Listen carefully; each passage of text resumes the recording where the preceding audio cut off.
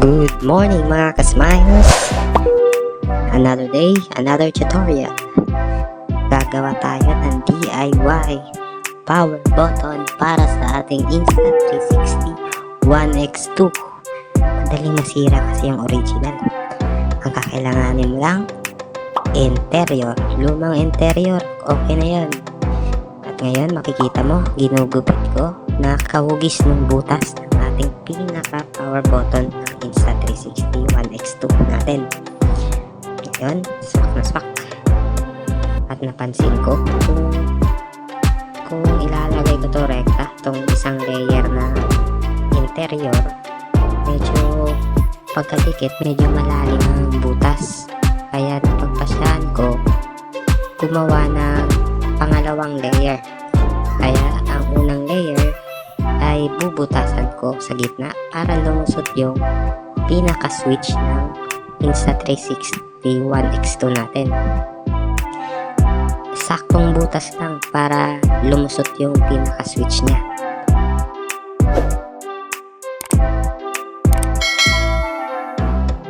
Ngayon, sukatin natin.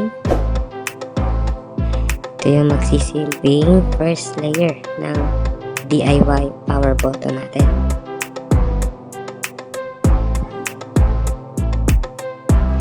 Hindi na kailangan na perfect circle.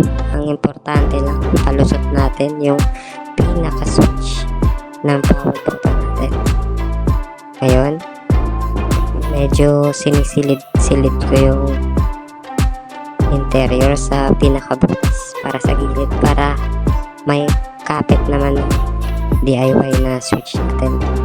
Ito naman yung pangalawang layer ng interior para maging level na siya dun sa pinaka outer surface ng camera natin. Bago natin idikit, i-try natin kung nagpipindot pa ba. Ito, okay.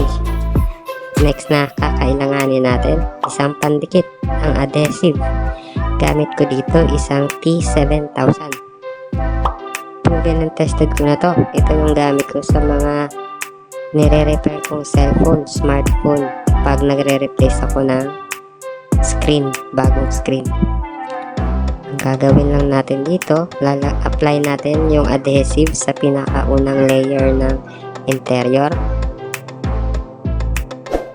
Tapos ilalapat natin ang second layer ng interior para tumikit. Ang in-apply nating adhesive, mag-a-act siyang sealant na din para sa butas ng pinaka power button natin. Hintayin lang natin matuyo para siguradong kumapit. Ginawa ko pala tong video na to way back 2023 at good news, hanggang ngayon 2026 gamit ko pa din yung One X2 ko. May gas-gas nga lang sa lens, pero yung power button nagpa-function naman siya. Mga kasmiles, salamat sa panonood. Like and subscribe.